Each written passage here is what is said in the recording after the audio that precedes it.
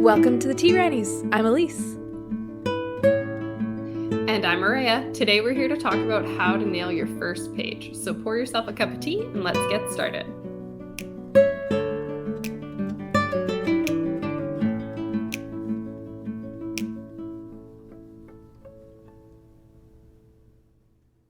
What makes a good first page? It can be pretty daunting to start writing a story. I think I've heard a lot of people say that, like, looking at that first blank page and you have these pieces of ideas in your head and you're trying to get them down, but you don't even know what they are. How do you do that? Yeah, that can be a really big job. That can look really scary, which is probably why a lot of people don't even start. But personally, I don't know, there's probably people out there like me who it's my favorite part, the start, the beginning. I love diving into a fresh story when I know nothing and I'm just going to discover it along the way. But even then, there's so many things to think about. There's way too many, and you don't know any of the answers yet because you might just have like an image of a character or a scene or something, and it doesn't connect to anything because it doesn't exist yet. And that's, I can see how that can be a little bit terrifying. So what do you pick to focus on? How do you decide how you're going to move forward, what direction you're going to take it? You got to consider things like in medias res and what's backstory and what's not, and what's important and what's not in the first pages. And then I think the biggest one is making the reader care about your characters. And I think that's where we're going to start this episode. So when you're looking at your first page, I've listened to quite a few different videos from agents or editors or people just talking about this kind of thing, or podcasts or whatever. And maybe the single most common feedback I've heard in these scenarios is people asking about a character's voice, or they're thinking about, okay, what's the character's voice in this first page? How is it grabbing me? And from what I have gathered, from what I understand, is that they're looking for two different things here. They're looking for a distinctive personality that basically just slaps you in the face as soon as you start. You establish a personality within the first few lines, and this character is going to be interesting because they approach the world in a unique way. And the reader wants to feel that, and wants to feel that right away. And they don't have to like the character, but they have to be intrigued by its personality, for sure. And then the second thing is that they need a reason to care about this person and about their life, because if they don't care, then they're not going to keep reading. Why should they keep reading if they don't care? So yeah, they don't have to like the character. They definitely don't have to think that they're a good person or anything like that. You can have a main character who's a serial killer. We all know that's not really a valid profession, but it can be really fun to read about if you write it properly. So one way or another, you need to establish a way for the reader to care about who the character is, what's happening around them, or where they're going, either because they relate to that person or because it's something that just makes sense, is intriguing, maybe is shocking enough that it just keeps them going forward and they just want to know what's going to happen. And then the second thing that probably comes up the most, everyone's favorite, is Latin.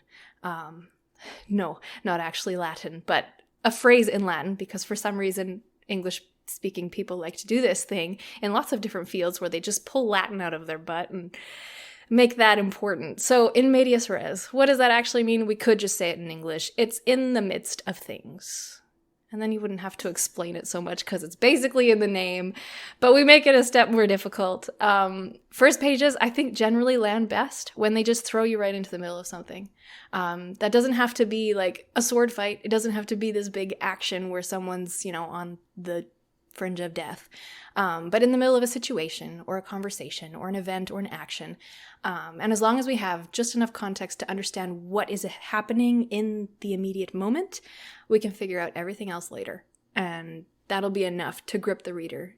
If you give them enough emotion or enough adrenaline, you've got them hooked and they'll keep going. So throw us into the middle of it, keep things going while you explain what you need to along the way. And that premise has probably been the most helpful for me in starting stories. Yeah, what's been most helpful for me is I think about it as being dropped into that world and into the situation that the characters are in. So, that's why I also love to write the first page of a first draft of a new story. That's just my favorite. I'm just chasing vibes. There's nothing else happening in my brain. But yeah, I don't like slow intro scenes or anything like that. And I feel like I want to be right in there right away, getting to know the characters, or sometimes the world building can be enough to catch you at the beginning.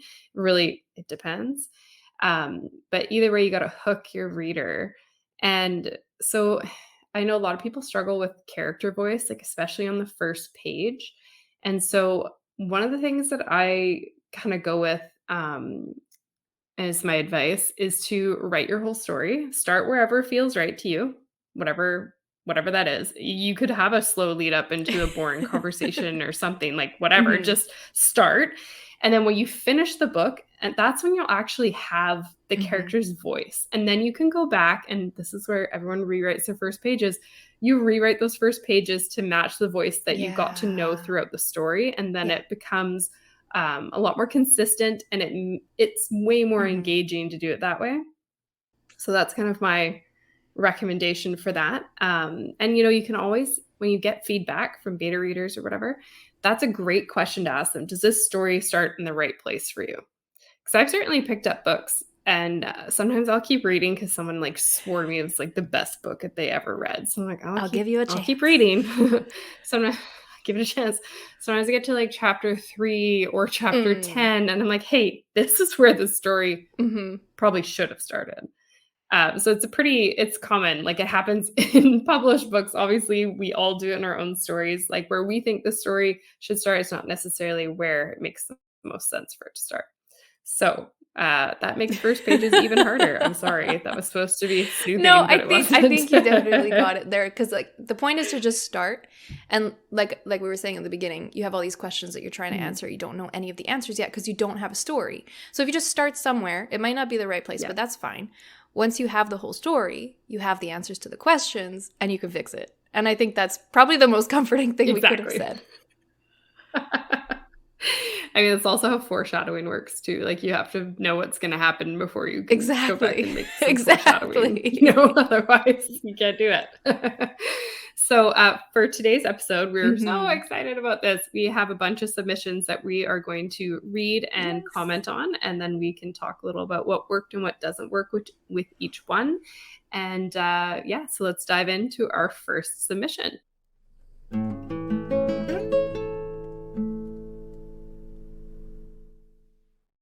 Prologue. 19 years before. Howling winds dampened the cries of lost souls who wandered the castle grounds.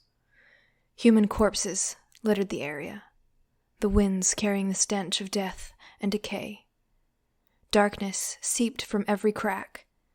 Death claimed every corpse as her victim. Life had turned a blind eye to the destruction, unable to stop what the fates had foretold. The tree's branches curved and shuddered like hands, guiding the creatures within the forest behind a blanket of thick fog as they watched the castle crumble before them, just as their queen had. The queen was chained to a stake in the courtyard, reduced to nothing more than a blackened corpse that hung limply atop the pyre like an abandoned marionette. The ghost of her puppet master's touch still lingered on her skin, staining it with his wickedly mortal hand. The air stilled. The winds stopped howling. Darkness and death paused in their feasts. The creatures within the forest halted. The world itself stopped. Then, a heartbeat was heard.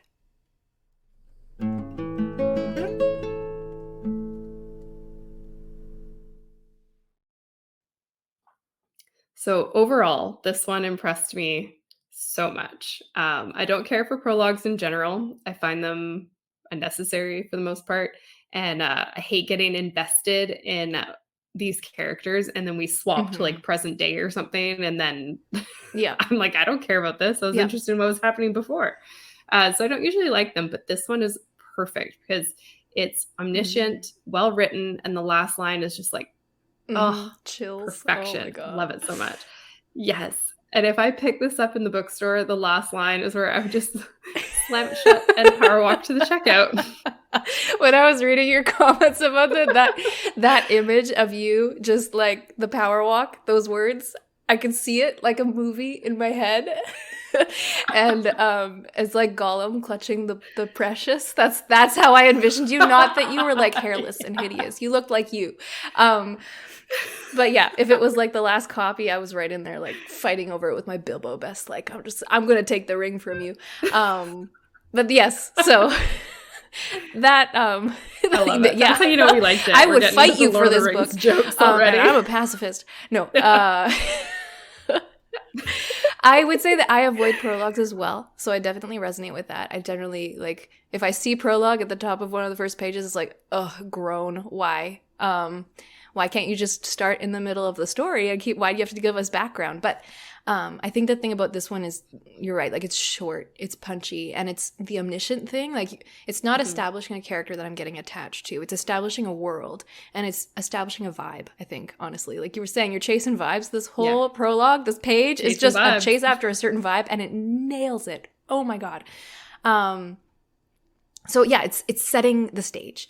And I get, like you said, with prologues that go on for pages and pages, you get invested in the characters, in the moment there, in the world there, because you're building these relationships in your mind. And then we move on to different characters in chapter 1, and we have to get to know them all over again, and we may never go back to those prologue characters, and that's super frustrating. But this is a soundbite. It's setting the stage, like it's breathing the world to life in one page. It's just a few short paragraphs. Like, it's not even a whole page. I don't know how many words it is, but... And then boom, chapter 1. Like, I would be so ready to follow this prologue to the ends of the earth. I'd walk into the fires of Mordor for this one. It is beautiful. It is gorgeous. As soon as I saw prologue, I was like, oh, we're starting there. And then I started and I was like, oh, we're starting there. And I was in. I'm sold. Take my money. We don't even have to talk about the rest. Like, that's, you know... Yes, and we do have some like line comments, which we're going to send back to the writers of these pieces. So we won't dive into them too much. But I did want to say the first sentence like set the scene of devastation. I was like, I read that first sentence and I was like, this is gonna just be a kick in the pants. I'm so excited. Like, this one's gonna hurt me. Yay, everybody's favorite. So I did like that. There was some good foreshadowing in this piece as well.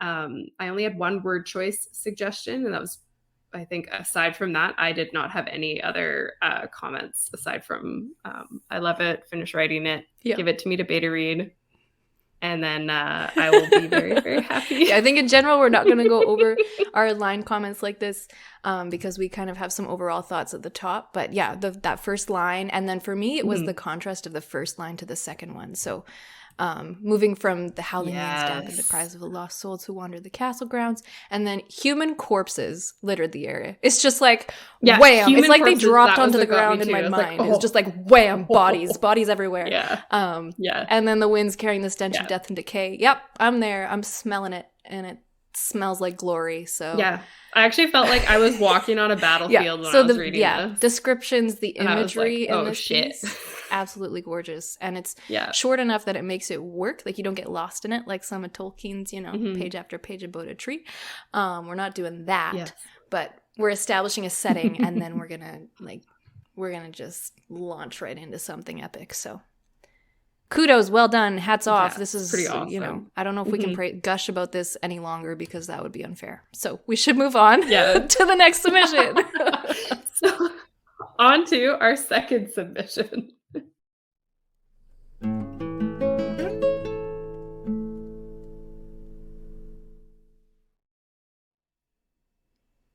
Friday, August 14th, 10 a.m. The gatekeeper turned to each of us one by one, waiting for each individual nod of approval. 7 heads nodded, confirming their decision. Then he clicked the lock, shutting us in. He turned and left without another word, gone for the next 48 hours. 48 hours we would be here, alone, stranded, our cars locked behind the gate, the town much too far to walk back to. We could leave on foot if we wanted, try to hitchhike home. Traffic was rare out here, unlikely to stop, but we could try if we wanted to. Or we could stay for 48 hours. We always did, the 7 of us who still came. The first year, there had been 19. The numbers had dropped quickly after the first, 12 fewer people in just 5 years. It was strange to think about how quickly that had happened. We stood for a while at the gate, staring over it, pretending we were here against our will, caged in. We had chosen this, though. We chose it every year, scared of what we would miss out on if we didn't. I was never quite sure if choosing to come here made us the brave ones, or the opposite. A car tried to pull in, stopping just an inch shy of the metal gate. Jason's car. I recognized it right away, the same one from previous years. He jumped out just as my watch switched to 10:03 a.m. "You're late!" Sarah yelled to him over the loudness of his engine. He jumped out of the car without turning it off. "It's barely 10, he cried out, but the barrier was long closed, and none of us had the key. "I can just park out here."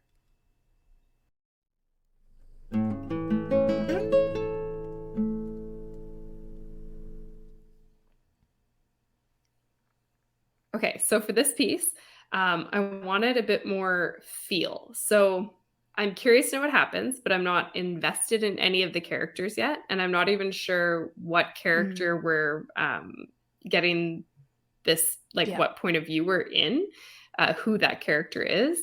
And I think the fix is not hard. I think that focusing on one or two characters in the first pages would accomplish both of those things for me.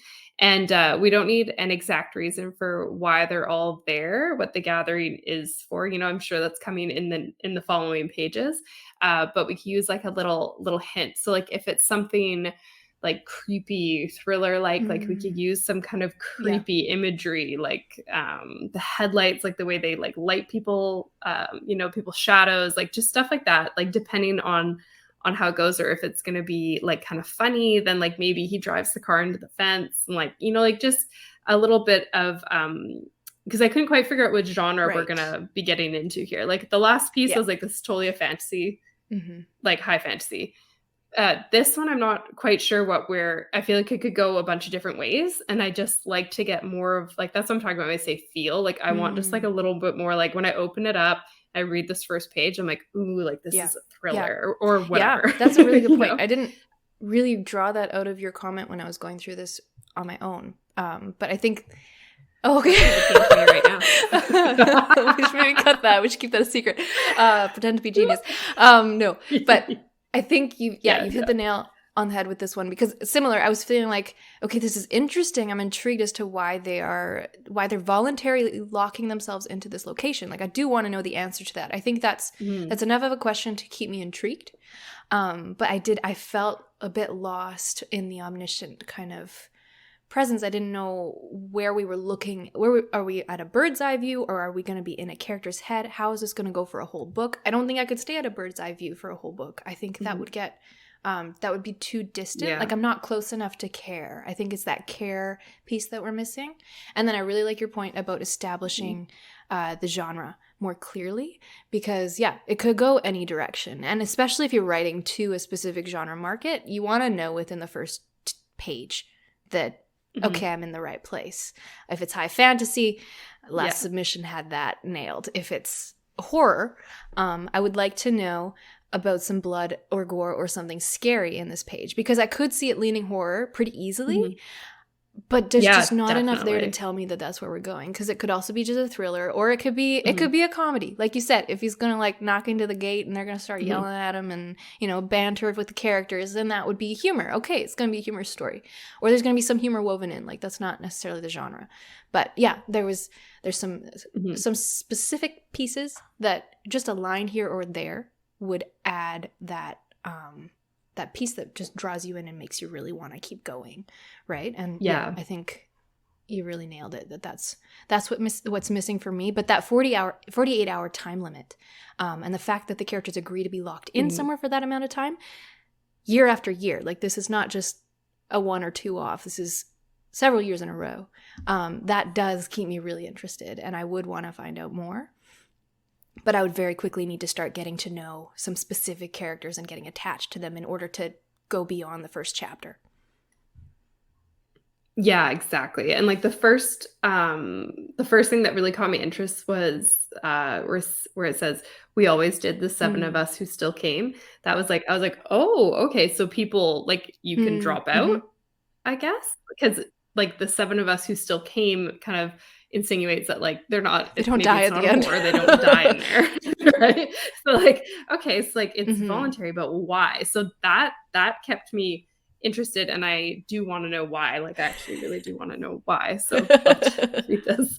Um, so I think Mhm. that's pretty much where we're at. And there's a couple spots here where Lisa had some suggestions for just a couple different beats, just to give us, Yeah. the Chase vibes. You the got to chase the vibes. Is vibes. that going to be the whole purpose of this I didn't episode? realize I was gonna, Chasing vibes. I didn't realize that was really my advice for first page, but that's how I write my first Mhm. pages.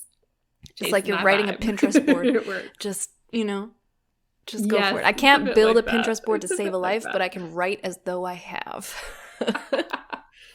My Pinterest is like clogged. I have like a couple of like whatever inspiration boards for like various drafts, and then I have like hundreds of recipes. Have I No. made most of them? No. I also still like kept all like my Oh, yeah, wedding yeah. stuff on Yeah. there, like just I can like browse it once in a while. Wedding stuff is fun. Yeah, Pinterest is a bit of a black hole. Anyway, moving on so we don't So I get get sucked into talking the black again. hole. Exactly. So we're gonna head into submission number 3.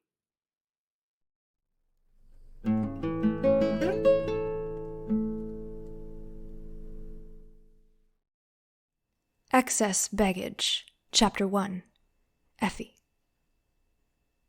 I have 3 minutes to get rid of it.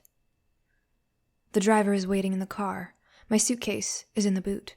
Auntie is calling my name, telling me it's time to go.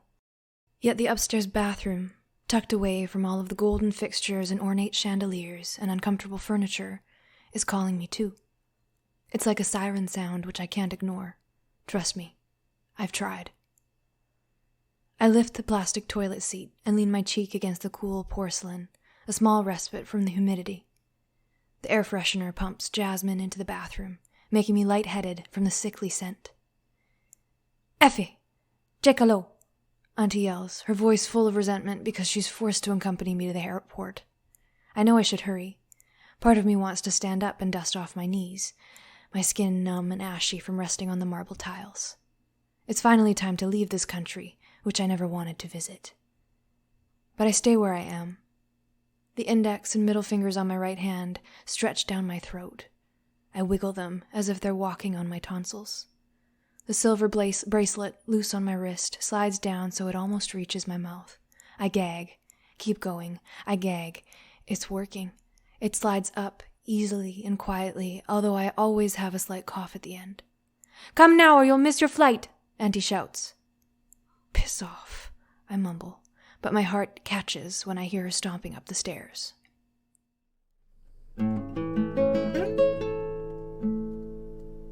When I reread this after getting to the end of the first read-through, I saw Maria's comment at the top on the first line and realized that I'd completely forgotten about it. So I found that very interesting. The first line, in case you've already forgotten like me, is, I have 3 minutes to get rid of it. And then we dive into the car being waiting and going up to the bathroom and everything and yada, yada, yada. But that first line, that is a very, very interesting first line. So I'm wondering why I forgot about it. Maria caught it right away. Is her first line, her immediate reaction is like, what is it? What is this thing? And that should have been the question in my mind. So I'm wondering if it's because it's so short and we have no context for it, and then we dive into the rest of the story, which was very interesting, by the way. I was like totally drawn in by the descriptions, and it's also vivid. Like I feel like I'm there. I can see everything so clearly in such a short amount of time. Like as I'm saying this, I'm just getting overwhelmed a little bit. The power of description in this piece is incredible. But that first line just got lost for me. Like it went out of my head as soon as I read it. It was like in one ear, out the other. It's gone. Because now we're talking about the house, and then we're going up to the bathroom, and then, oh, what is she doing and why? So maybe adding one more line after that first one, hinting at what it is or describing what kinds of feelings the character has about it, will help add just a touch more weight to that line so that this is important, remember this, and then we can move into the rest. because I think it's a really great place to start. Like as long as the reader notices it. That's maybe just a dig at me. Maybe I'm just a bad reader, so take it with a grain of salt. But as long as the reader notices it, that's a very powerful place to start. And I thought that was brilliant. And then beyond the first line, because I don't think I've really said much beyond that now, and the vivid descriptions, yeah, that is what drew me in. Like, as long as that's where the character kind of comes from throughout the whole story, I think that establishes a really good character perspective of someone who's very observant and cares about, very, very, puts a lot of emphasis on their sensory world, what they see and smell and touch and feel. And the descriptions they envelop me so completely in the world that when I got to the last line, I was kind of shocked to find it ending. Like, I didn't realize that I'd gotten that far. And then I was like, wait, there's no more. The page is blank. It's over. How dare you?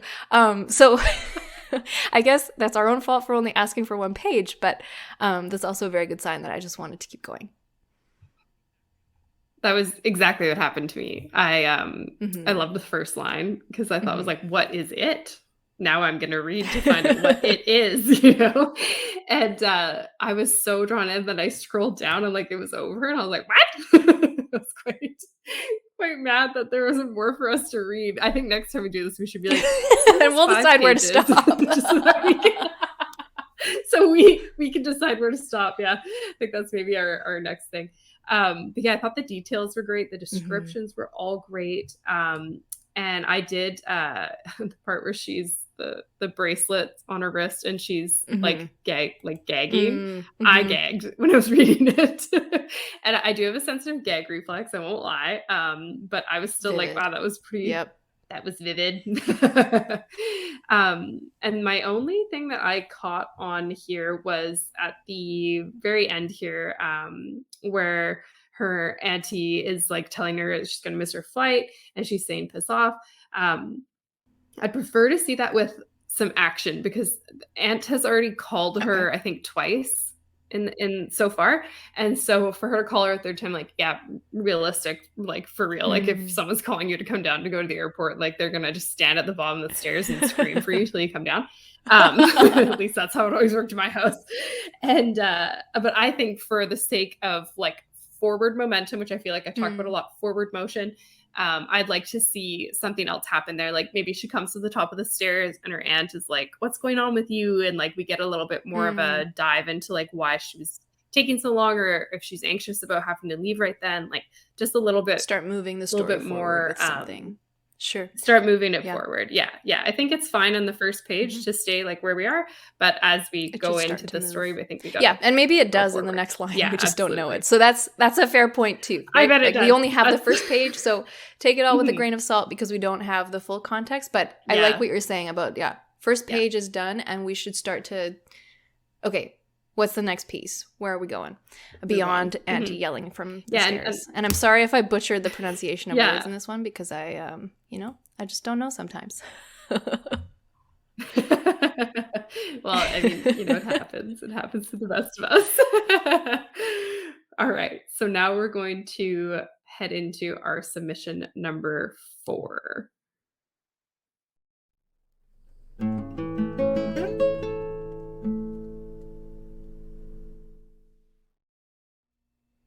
The memory throbs inside my head like a rotten tooth. Whenever I'm at risk of feeling content, whenever a comfortable stillness settles over me, it aches with the unmistakable ferocity of decay. My tongue swirls around it, probing back and forth, even as it twinges with discomfort. Meager penance for the mistake that I've made. Maggie scoops up Jack and twirls him in the cool morning air, skillfully keeping her balance on the slippery pebbles as the lacy tide nips at her sandals.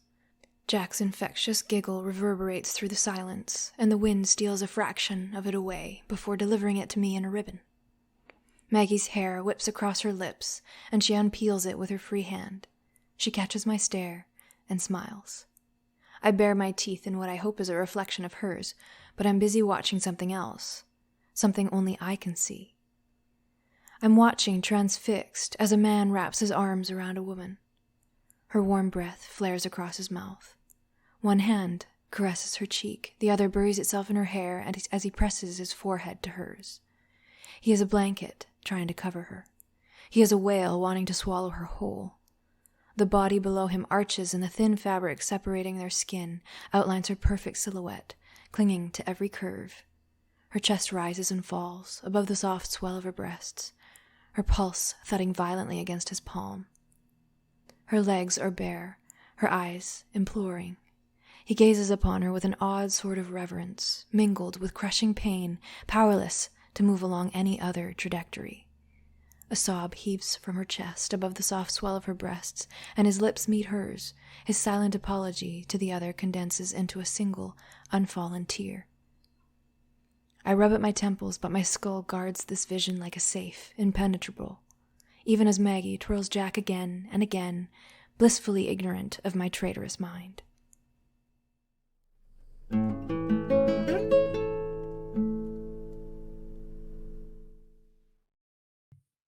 All right, so this is another great first line.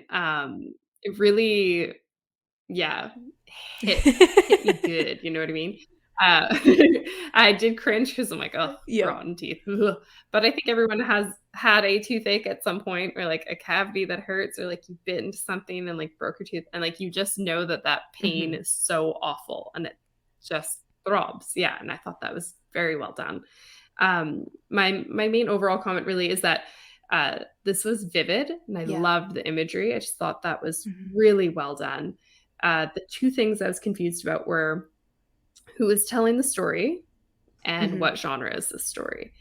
So it gives me like almost literary fiction vibes at first, but then a little later on, when they're talking about the vision and the traitorous mind and stuff like that, that makes me think, okay, are we edging into like fantasy perhaps? Or like, there's just not a lot of, it could almost be a romance. It has a lot of potential ifs. It could also be a thriller. Maybe the main character is a serial killer and he's like, these guys look delicious. Or whatever. So I mean, I got a little bit confused there. So I'd love to get just a little bit more of a feel for who is telling the story and what genre we're in. I did get I loved a lot of the lines in this. I mean, I think I flagged most of them. I thought meager penance for the mistake that I've made was so good. I'm like, what mistake did you make? I want to know, and I want to know right now. But we don't find out the first page again. And then when they talk about Maggie and Jack, I'm like, well, in my first instinct is that this is their wife and their child. That's my first thought. But it's not clear. So that's where I get a little bit, again, confused, like, because who's telling the story? If we know who's telling the story a little bit more, then that will make more sense. And then another line I really liked was, what is it here?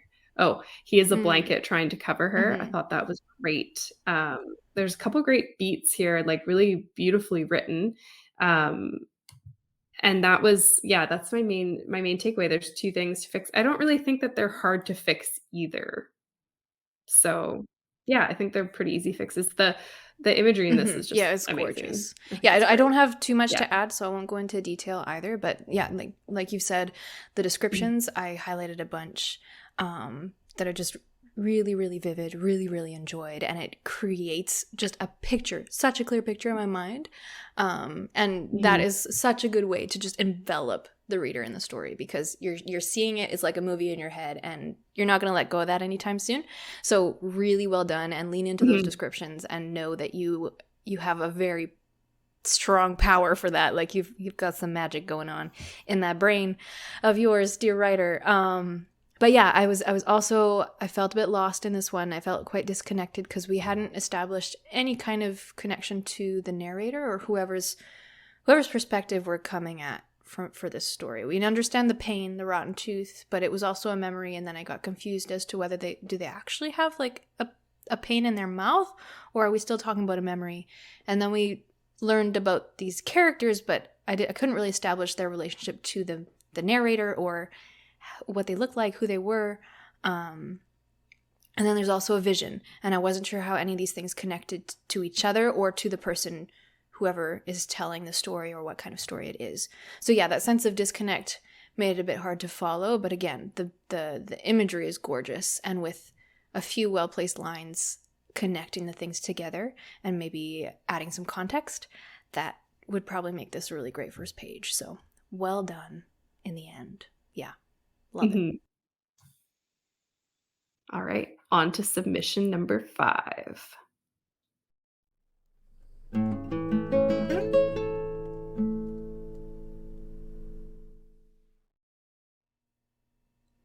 I got in!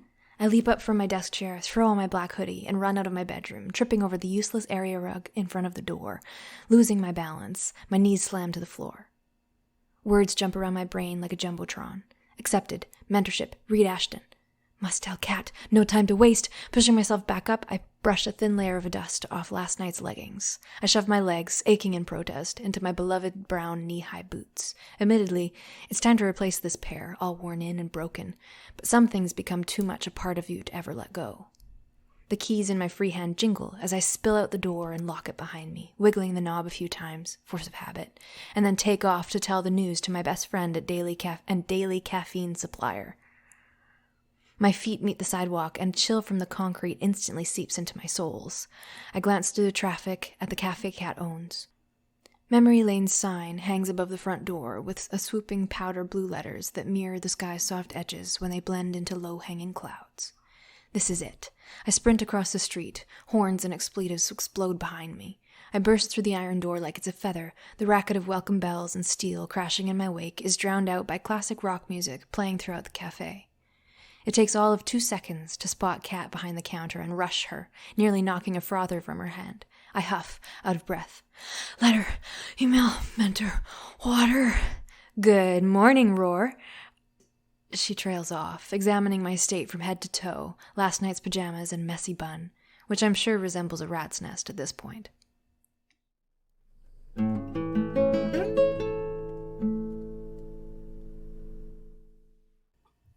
So I like where this one is headed, but this could be an example of not starting in the right spot, and I really can't say that for certain until I know what the whole story's about and read to the end. You know what I mean? But I did get the feeling that maybe we started either a little too early or a little too late, depending on where this goes. Okay. So the tension is all there, the excitement's kind of there, but it doesn't resonate with me yet, which makes me think maybe I don't know the character well enough to be really invested in their acceptance to the mentorship. But I do love friendships and stories, especially best friends. I just love it. I love the banter. I love the history. I just, everyone should have a best friend. And so I love that about this. And I love that the first thing they did was run to their best friend, because that's what I do. Or rather, I Snapchat her and she's like, oh my God, 10 more Snapchats from Maria. And I'm like, I love language. Anyway, and to me, this has the potential to be like a romance or contemporary fiction, but that's pretty clear enough in the first page here that I don't think it needs to be adjusted at all. It's just we're talking quite a lot about this in other submissions, so I thought I would touch on it here. And there's a few spots where there's more telling than showing, but that's not always a bad thing, right? I think that sometimes people get too sucked into that and they show everything, and I'm like, all right, and then it drags. Tell me. Yeah, then it drags. So Tolkien, I think we're looking at you, man. Yeah, again. There's a little bit of you need a little bit of a balance. So I did leave a couple comments where I felt like we could give the reader more feel in that, what's around them and what they're physically doing. I'm specifically thinking of when the character goes to dart across the street. And they basically tell us that they're excited. And we already know that they're excited. So right there is where I would want to see something like, are their hands shaking? Are they hopping from foot to foot while they wait for the walk sign? Is the really quiet old lady crossing beside them, calm down. Like give us a little more of that, so we can really Yeah. feel it Yeah. from the character, and that will help us get way more invested emotionally. Yeah, it's like you just needed a beat more there. That's good. I like that. For my part, we both said that we really liked the first line and the energy that is contained in it. Like, we're just automatically thrown right into the excitement that this character is feeling, which I thought was brilliant. We did feel that the first line was a bit run on, so we got lost. I made a couple little grammar suggestions to shorten it and just to keep the energy, but to just split it in two so that it's easier for the reader to follow. It's just like, it's basically a period and the word and that's as much of a fix as you need. So, editing came in handy. Yay. But yeah, I love the breathlessness of that first line. Because it's so long, it does convey some of that. This character is excited and they're maybe feeling breathless. And I think that was conveyed really well in the way that was phrased. But just cutting it short to clarify some confusion is all that's needed there. And then for the rest of the piece overall, again, loving the energy. We're diving right into some chaotic traffic. I mean, that's dangerous and not recommended, but it creates such a vivid picture of how important this is to the character. And this goes a long way in getting the reader to resonate with what the character is feeling. I think Maria's right, and we're still missing some connection to the character beyond they're really excited about this thing, because we don't know what the thing is and what it means. We don't know what the stakes are. We don't know what would happen if they didn't get this acceptance letter. We don't really know enough to care. So that care piece is coming in again. Like, I don't know this character well enough to say that I care that she got accepted. Like, people get accepted into things all the time. So why is this such a big deal? I think that's the question and answer piece that we're missing in this first introduction to get us really resonating. But loving the energy, and I am curious enough that I would want to keep reading this one to find out a little bit more. But if I didn't get that connection piece, I would start to lose interest. So yeah, some things to think about.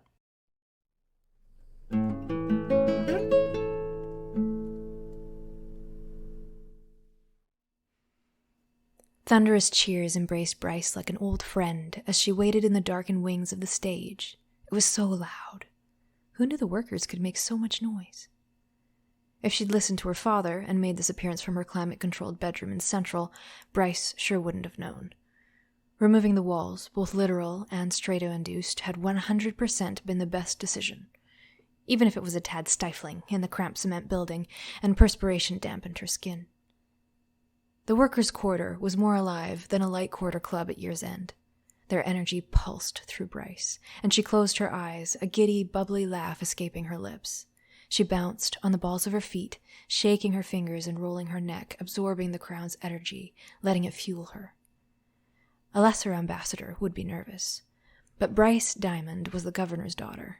More accurately, she was the nation's daughter. She'd been in the public eye longer than she'd had a social profile on the stratosphere. Speaking to the people of Gilder Nation City was her most important duty, so there was no time for nerves. Not when the people cried her name, not when the pulse in her ears quieted and the lights in the room beyond dimmed. Like the dawn before the sun, what followed always exceeded expectations. 30 seconds. Zephyr, Bryce's bodyguard and handler, said from her side. He was stoic, unmoved by the crowd and Bryce's giddiness, his eyes always scanning, his comlink chattering a constant stream of information.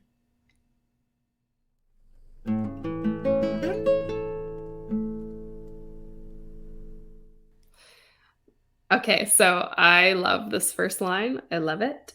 I think it's fantastic. And this goes right back to what I was saying at the beginning of the episode, where you need to drop us into the action. This is the perfect example.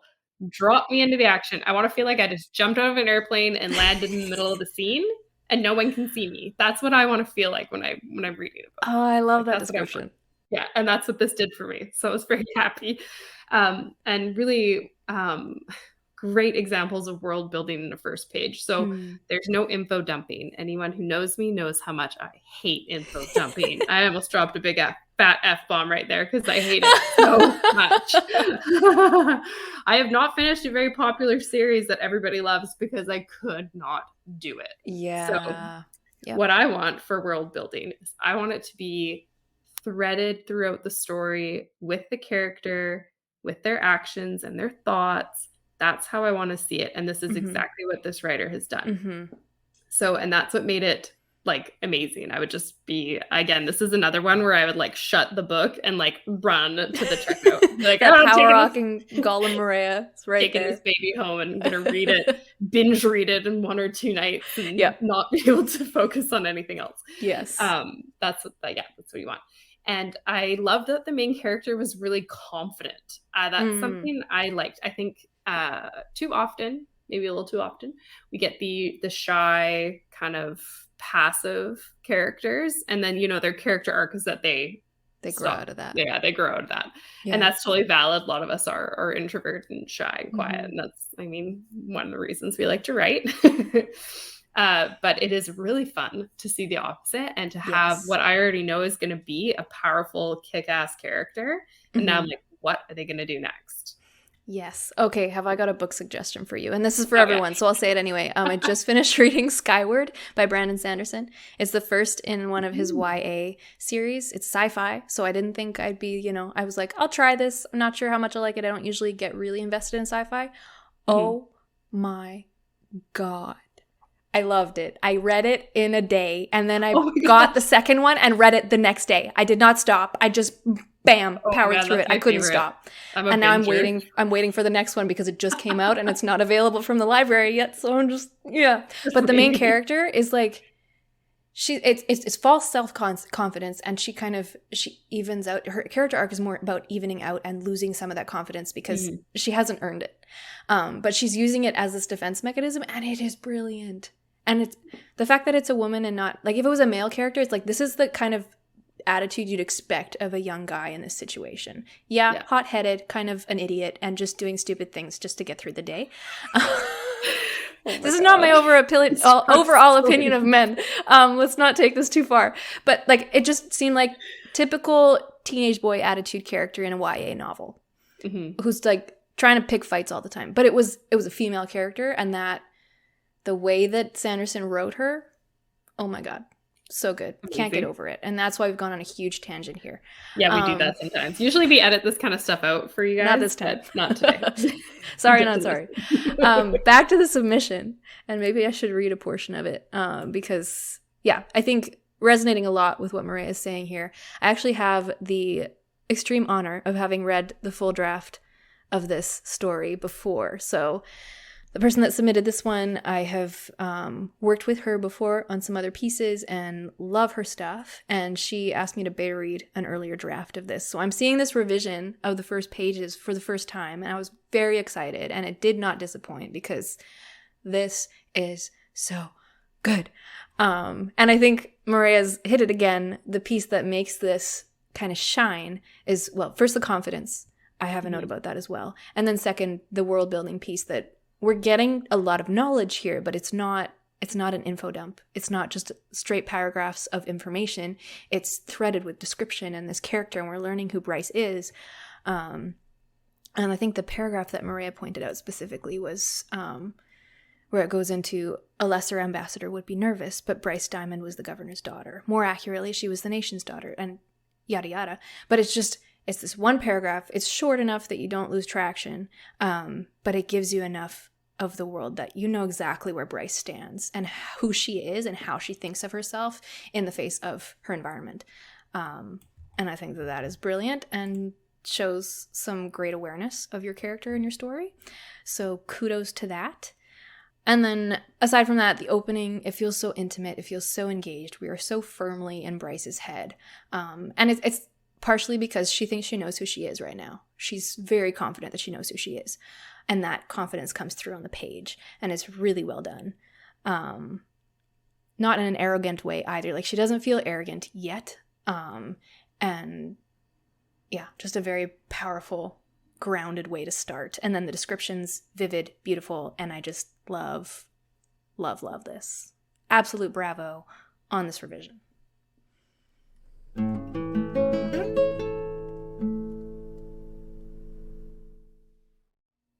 Chapter 1. Amaris. I should be scared, but there is beauty in the chaos. Waves crash against the cliff, breaking water into mist. My hair whips around as the voice of the wind cuts the air, yelling at me to seek shelter. The storm rolling in isn't unusual this time of year, but it's vicious and unrelenting, turning the sky gray with heavy clouds. Rain falls over the ocean in sheets, slowly making its way to shore. The cliff's edge is a dangerous place to be during this weather, but something about the way storms rage speak to me. I want that much power. Lightning flashes over a ship in the distance, trying to outrace the storm. It fights to keep in front of the waves that claw at it, trying to pull the mass of wood and men into the watery depths. Amaris! From down the path, Marguerite waves, calling me away from the edge. She knows I will stay too long, risking my safety to watch the storm. I only make it a few paces before looking over my shoulder. The rolling gray clouds swallow the ship, solidifying their doom. Good. Their destruction means our survival. Amaris, I'm not nursing you back to health if you catch a cold, Marguerite yells over the wind as she walks towards the village. I hate the villagers for what they did to my parents, and she knows I want to leave, knows the longing in my heart when my gaze falls to the ocean. The only reason I'm still here is because she needs me, and when I needed her, she never left my side. When I reach her, she grabs my hand and squeezes, only to let it go a moment later.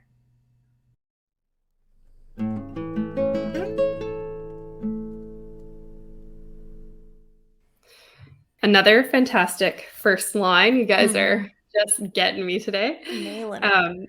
And another badass main character. So I would also binge read this. Yes, that's my highest compliment. If I would run to the checkout with it. Yeah, because I would go home and immediately open it and be dead to the world until it's finished. So the imagery was great. So the first thing I thought of when I was reading this, I pictured myself standing on the rocks at Giant's Causeway in Northern Ireland getting pelted with rain. Ooh. Yes. And it was awesome. It was great. Except I got pelted with rain and I was totally soaked.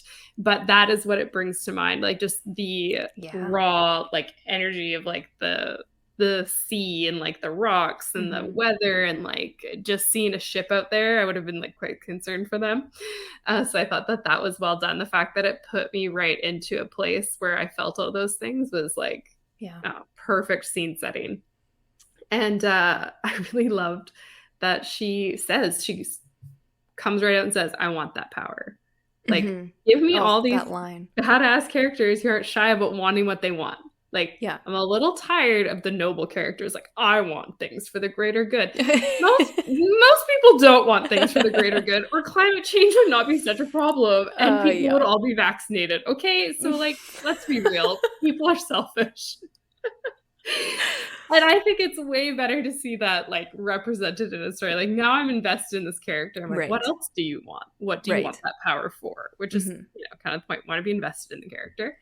I also thought the word choices were great, especially like it really drove home the descriptions, vicious and unrelenting and stuff like that. Like just the word choices can have such an impact on you as well. Like I think that sometimes people, they want to keep it simple and that's good. Sometimes people make it too complicated. There's like that middle ground where you're using the right language for the story that you're telling. And I think it's important. Also, another reason we recommend to reading the genre that you write in is so that you can kind of figure out what suits. Yeah, what the conventions are. Yeah, like what you'd write for word choice in middle grade is going to be very different than something like this, which is fantasy. And this is, since we've talked about it a couple times, this is a great example of like we walked into this and I know this is going to be fantasy or something. Yeah. Or historical or something. Historical, yes. Like it's got something cool happening. And so I loved it. Yeah, I'm with you right there. I love that that first line. I had an interesting experience with the first line. I love the way it's phrased, first of all. It's a lovely description. When I first read it, I just read it in my head. I was reading through the whole thing, and I kind of wondered if it should be the second line, because I wanted some context of what the character was looking at before I got the explanation from that line. And I was thinking, Maria really liked it where it was, so maybe it could go either way, but I would prefer it here. And then when I read it out loud this time for this episode, I preferred it as the very first line. So I think you could go either way. And it's definitely more interesting as an opener than the line about the waves breaking against the cliff, because that's just, waves do that all the time, whatever. So yeah, I think it could go either way, and it's a really powerful line as an opener, because it sets a stage for a badass character to emerge, and that character emerges right away. So that's very satisfying. I love that. Yeah, give it to me. Yeah, that line, I want that power. I think that of the whole thing, the first line and that power line. Oh my goodness. Yeah, so I don't have too much to add. I'm very much in agreement with basically everything Maria has said, even though I've never been to Ireland. Sad me. I think I had 1 or 2 suggestions for moving some words, but other than that, like, the descriptions in this piece are incredible, and the relationship that we've got hints at between Amaris and Marguerite is very interesting. I want to know, how close are they? Why are they close? What is it that Amaris needed for Marguerite to stay with her in this area? And why is Amaris so set on staying with Marguerite? And what is the dynamic there? I'm very curious about that. And I think this piece is really good at establishing what we've talked about from the beginning, about that character voice that we're looking for, that really strong emphasis of this character knows who they are and what they want, at least in this moment. And it comes through 100% clearly. I would say similar to the last submission, like we talked about. So excellent, brilliant, love it. Anything at the ocean is probably going to win my attention anyways, but that's me too. That's a side note. That's just an aside. I think it's just like the ocean, like, even though we live close to the ocean, like, to me it means kind of like vacation, like reflection time. Yep. So it puts me in like a good headspace. I'm like, oh, I love that. It's very like, powerful and mysterious and all that good stuff too. I think brings on a lot of good emotions when you bring in the ocean. Absolutely. And the ocean has always meant writing time for me. So it's like, okay, yes, we're going to get into something epic here. And then we do. Yeah. So good. Excellent. All right. And we're on to our last submission for today.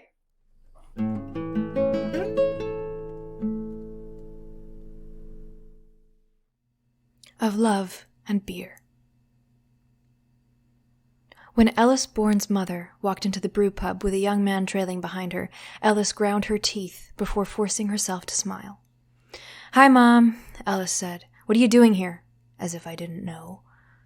At the same time, her mother, taking in Ellis's faded jeans and Blackbourne Wild Brewery t-shirt, said, "Ellis, what on earth are you wearing?"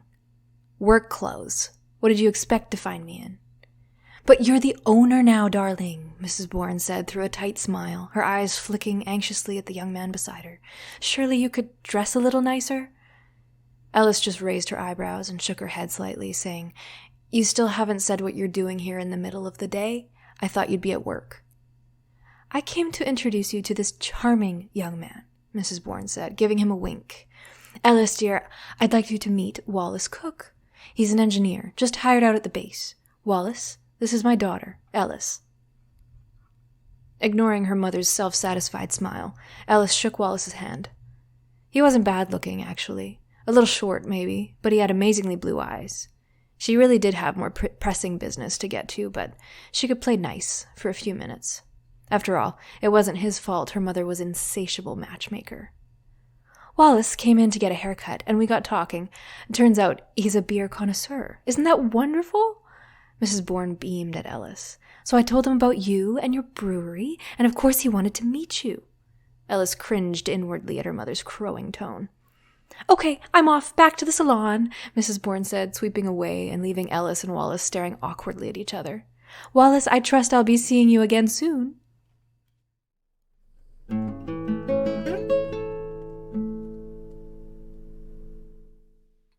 So the writer left us a note here at the top of her submission saying that this is a romance, but I would have gotten that vibe from it already. I just wanted to clarify that. Yeah. So this is one of those stories where I love the premise, like right off the bat, but I don't think the story is starting in the right place. Okay.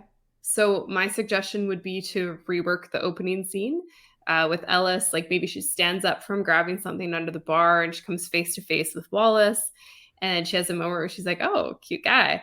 Then she spots her mom and thinks, "Ah, damn it." That would be a better opening to me, and it would kind of propel us into the story a little earlier and Okay. skipping some of those niceties that happen in real life, but they aren't really necessary to read Right.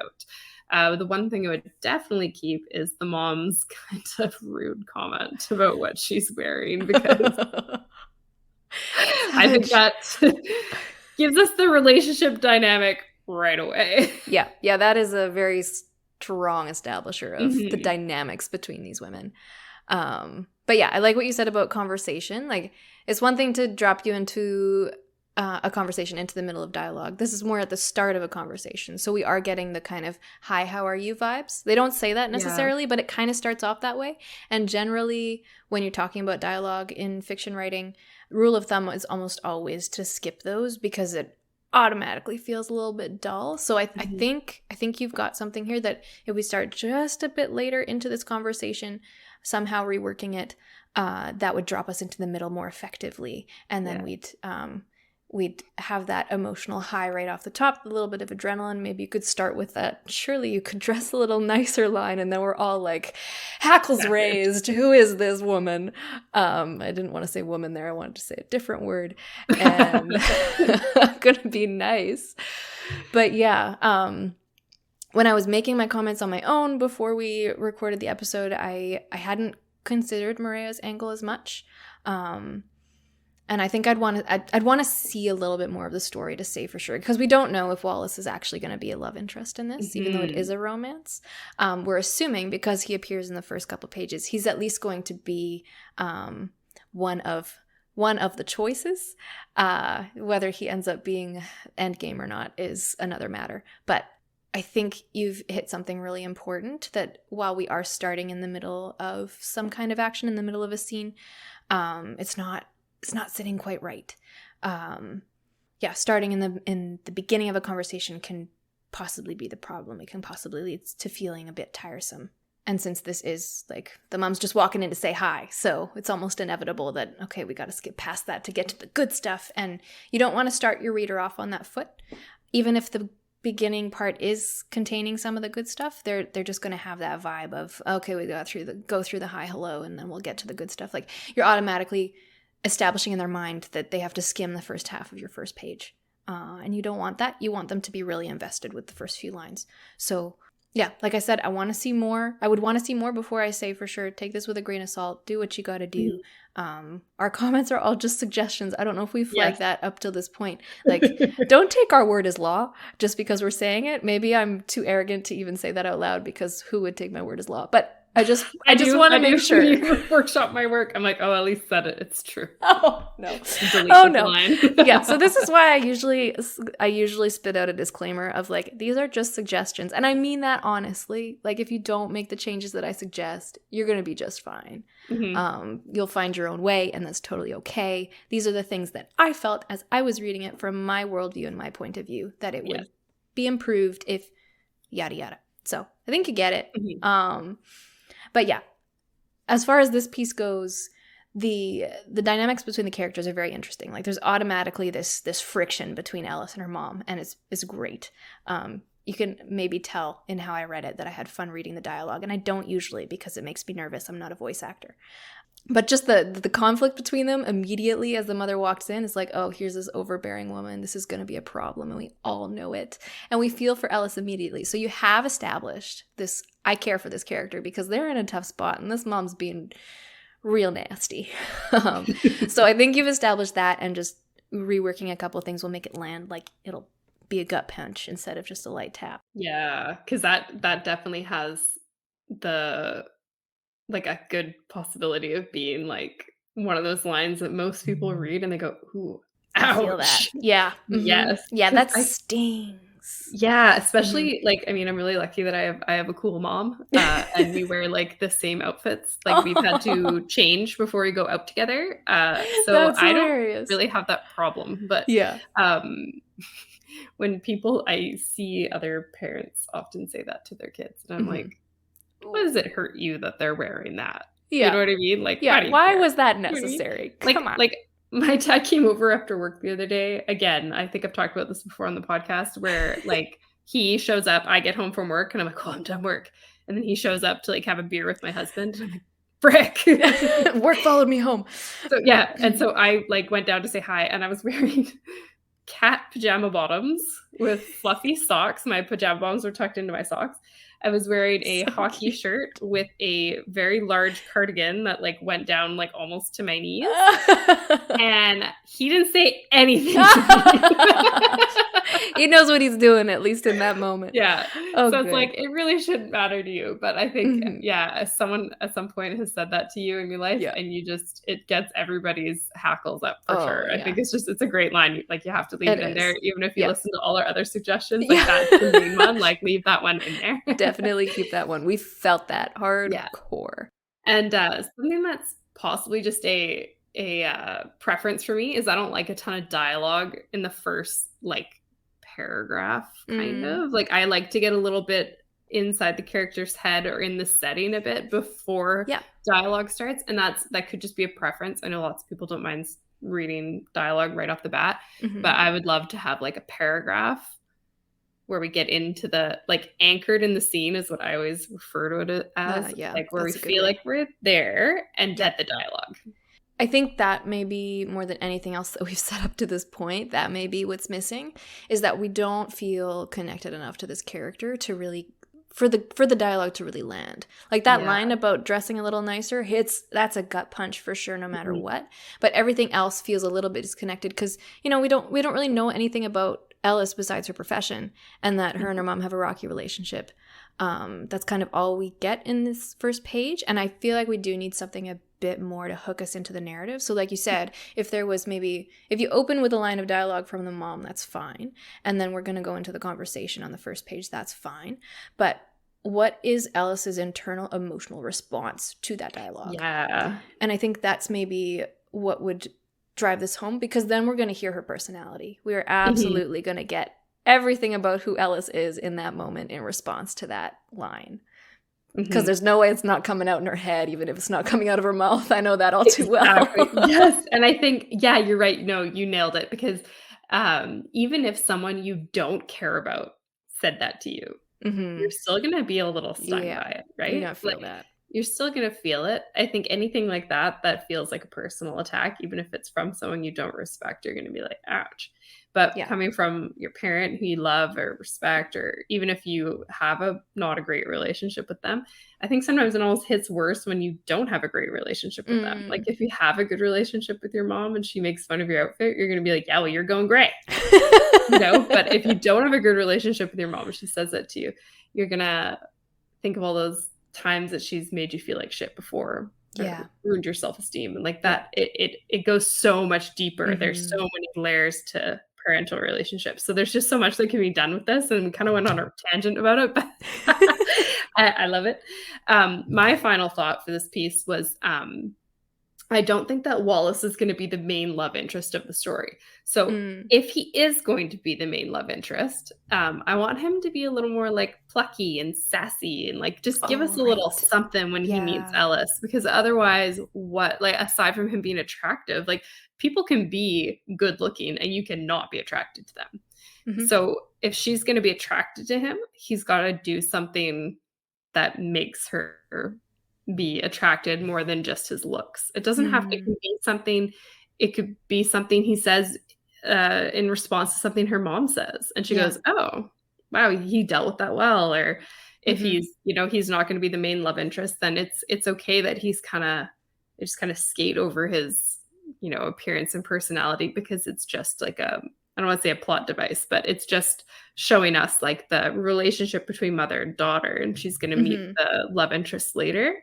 That's also fine, but I got to get a vibe for it. I've been reading a ton of romance too, so I think if anyone follows me on Instagram, I'm binging Regency romances like no tomorrow.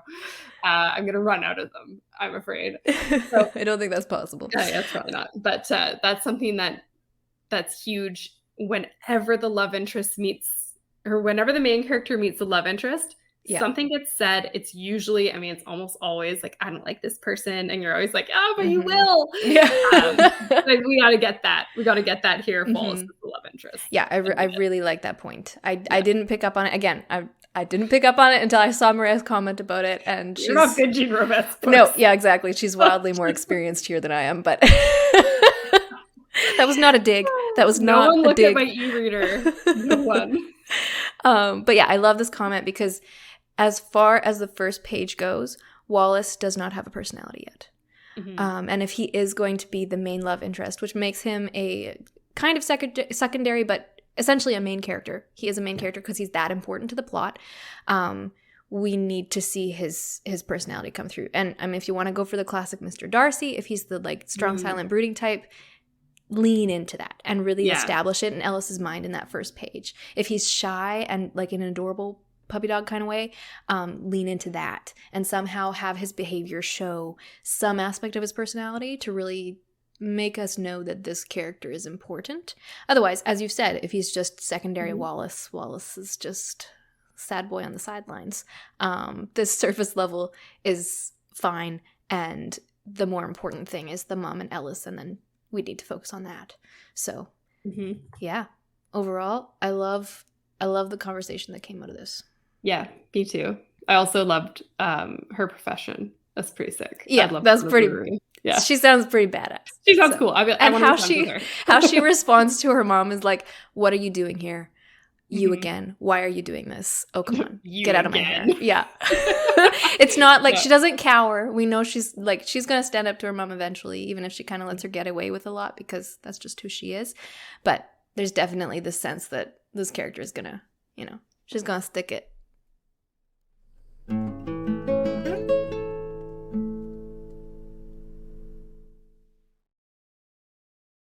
I think we just need to say a really huge thank you to the 8 lovely authors that submitted their work and let me read them, possibly butcher some of them as I read them.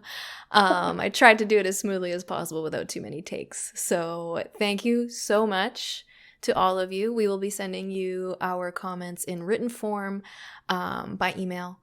And that way you don't have to worry that you have to listen to this to get them all down or whatever it is you do in your note-taking process, because we know how handy it is to have those written down. So as we said earlier, like, feel free to take whatever is useful and leave the rest.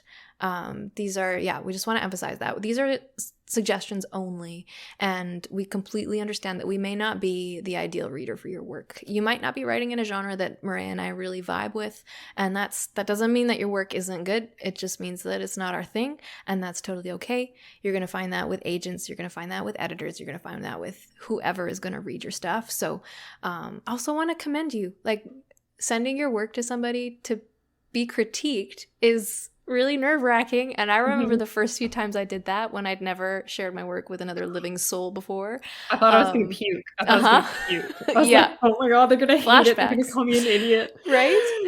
So rough. Like, well done on having the courage to do that and pressing that send button and like seeing the submission call and believing in yourself enough to send that out, because I think that's a really beautiful thing. And I really appreciate everyone for doing that. I got to read some really interesting stuff. I got to practice my reader voice. Was it silky? Was it smooth? Please don't tell me. I don't want to know.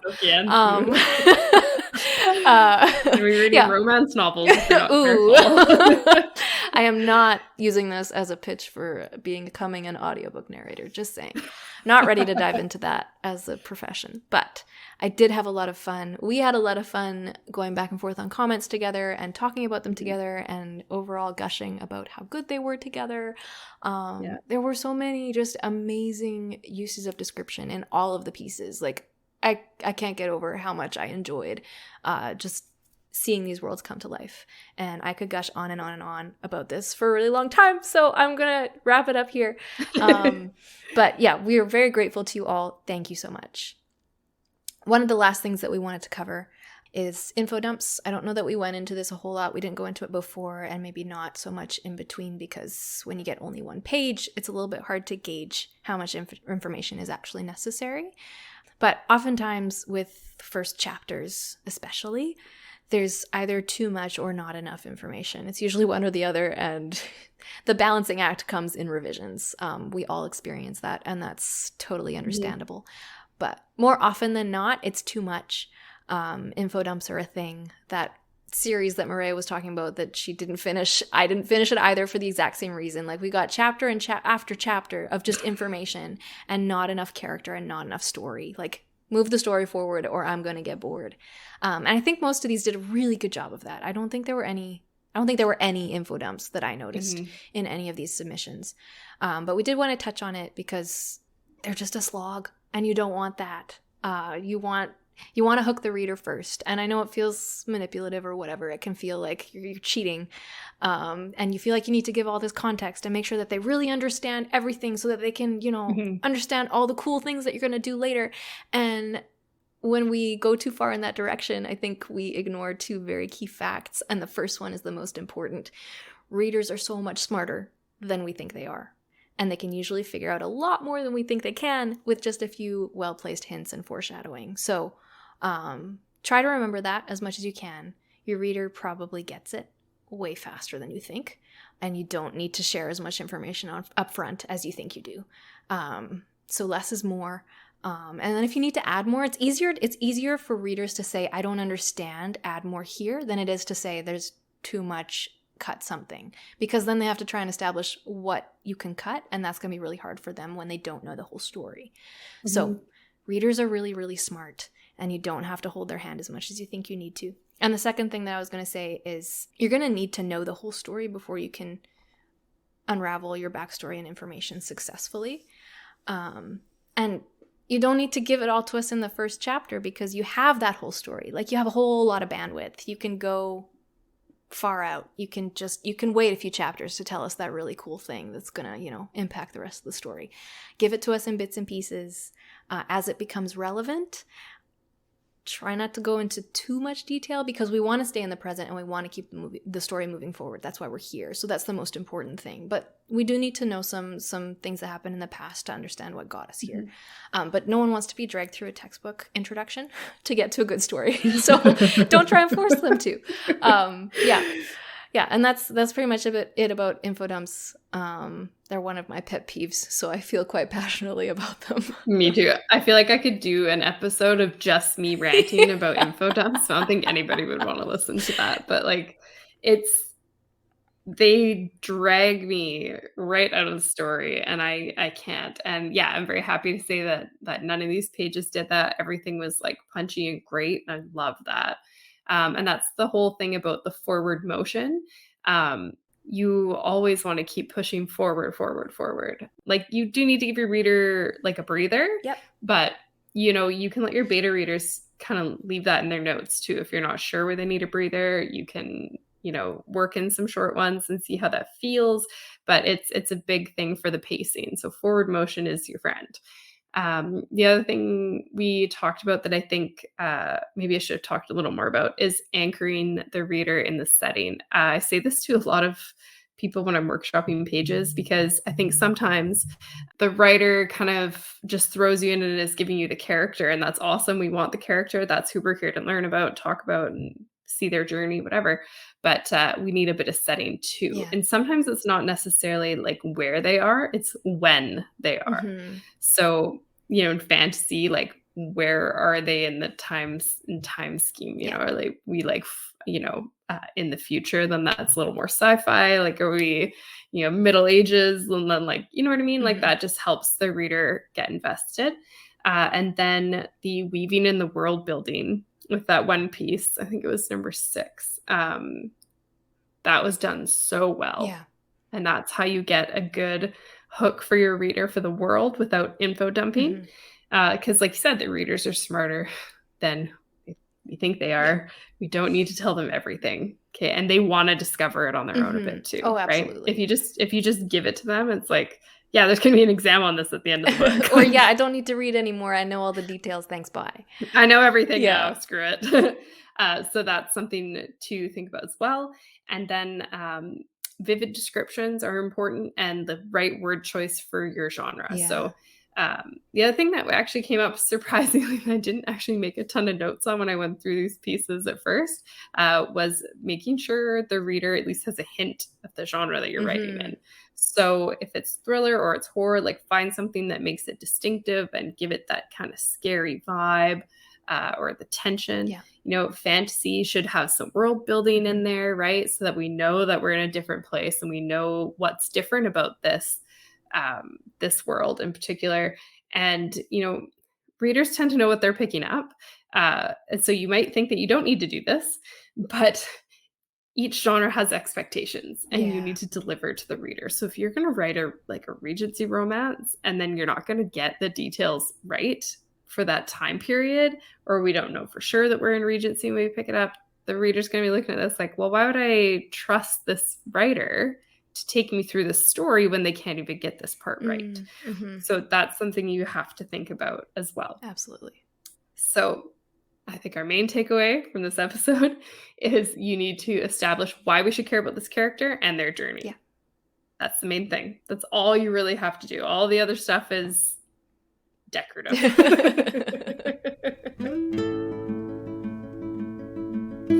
And that's the tea on First Pages. Don't forget to rate and review us wherever you get your podcasts. You can follow us on Instagram at the Tea Grannies Podcast or on Twitter at the Tea Grannies. This is our last episode before the holidays. Join us on January 7th for episode 5. Happy holidays and happy writing.